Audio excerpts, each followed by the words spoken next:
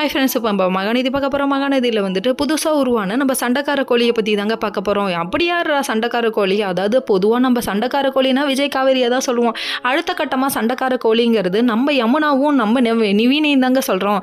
அதாவது யமுனா ஒரு பக்கம் வந்து நின்றுட்டு நீங்கள் காவேரிக்கு எதுக்காக சப்போர்ட் பண்ணிட்டு இருக்கீங்க, காவேரி எதுக்கு கொண்டு போய் தனியாக வைக்கணும்னு நீங்கள் போய் சும்மா பார்த்துட்டு வரதுக்கான்னு சொல்லிட்டு கண்ணா பின்னான்னு கத்துறாங்க. நீ என்ன வேணா கத்துட்டின்னு ரியாக்ஷன் அமைதியாக இருக்கேன்னு சொல்லி கேட்டால் தம்பி பழகிட்டாப்ல நம்ம நினச்சோம். ஆனால் தம்பி உஷாராயிட்டாப்லங்க. என்னடா நடக்குது இங்கே அப்படிங்கிற மாதிரி ஆயிடுச்சு.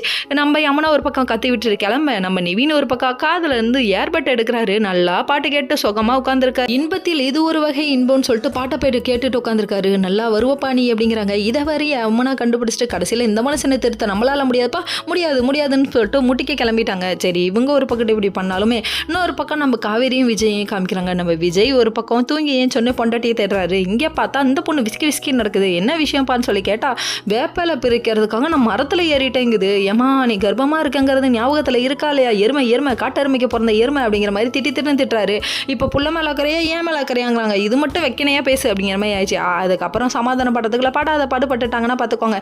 அதுக்கப்புறம் டிபியில் யாரப்பா வச்சிருக்காங்கன்னு சொல்லி பார்த்தா அவங்க டேடியை வச்சிருக்காங்க. என்ன விஷயம்னு பார்த்தானா அவங்க அப்பாவுக்கு இன்னைக்கு பிறந்த நாளாம். கொஞ்சம் சென்டிமெண்ட்டை போட்டு தாக்கிட்டாங்க.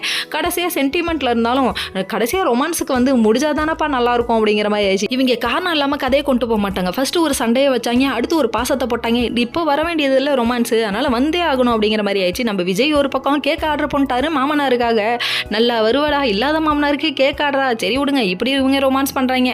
அவங்க வீட்டில் எல்லாரும் பிடிச்சதை செஞ்சு வச்சுட்டு ஊன்னு அழுதுட்டு இருக்காங்க. கடைசியில் கங்கா அழுவக்கூடாதுன்னு சொல்லிட்டாங்க. இங்கே பாட்டை போட்டுட்டு போடுறா பிஜிஎம் ஆடுறா ரொமான்ஸ் அப்படிங்கிற மாதிரி இவங்க ரொமான்ஸ் அடிக்க ஆரம்பிச்சிட்டாங்க. ஓகே.